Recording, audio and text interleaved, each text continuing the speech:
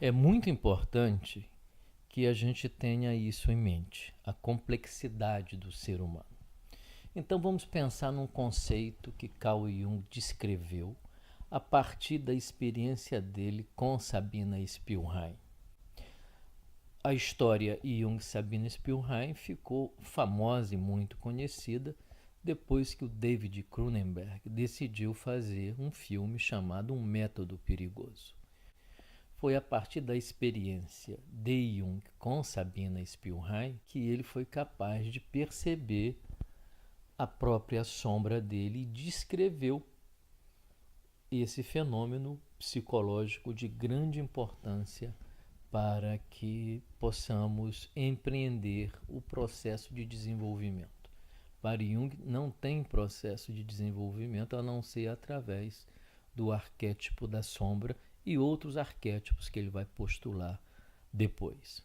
Mas o arquétipo da sombra pode ser entendido como o primeiro arquétipo a ser experienciado, a ser dialogado, de maneira que o indivíduo construa, a partir desse diálogo com a sombra, uma atitude de humildade frente às suas fragilidades, às suas vulnerabilidades, os seus erros. Né? Se a gente pensar que Carl Jung teve uma história com a própria paciente psiquiátrica dele, a gente pode pensar que esse não é um comportamento muito admirável, mas aconteceu. E como me disse Aldo Carotenuto, quando eu o entrevistei em Roma, infelizmente já falecido, sorte de Jung e Sabina Spielrein, que tiveram uma bela história que se transformou até em filme. Mas devemos ter atenção em relação ao que Freud chamou de contratransferência e transferência. Né? Voltando ao nosso tema, a sombra são aqueles aspectos escusos de nossa personalidade, do nosso eu, que nós tendemos a esconder.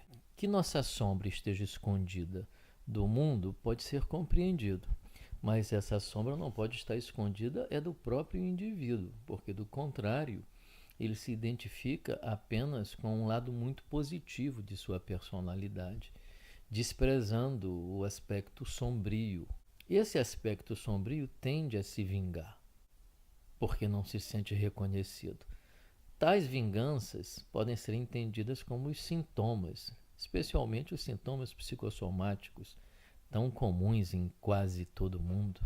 A sombra tem como propósito abrir um diálogo com o ego, de maneira que o ego se torne mais flexível e não projete tanto no outro aspectos que pertencem à própria pessoa, porque o resultado natural da repressão é a projeção. A gente começa a se tornar muito crítico de todo mundo, crítico de tudo. Começamos a nos tornar pessoas aborrecidas, zangadas, chateadas. Qualquer coisa nos tira o humor, para pior, é claro. Né? Então, a pessoa que reprime sua própria sombra vive num limite de mudança de humor muito curto, porque inconscientemente está muito insatisfeito ou insatisfeita consigo próprio.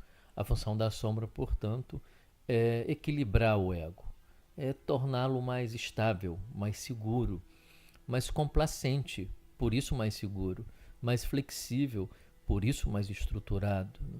Mais forte, porque é capaz de lidar com as dificuldades da vida sem se surpreender ou sem se escandalizar tanto.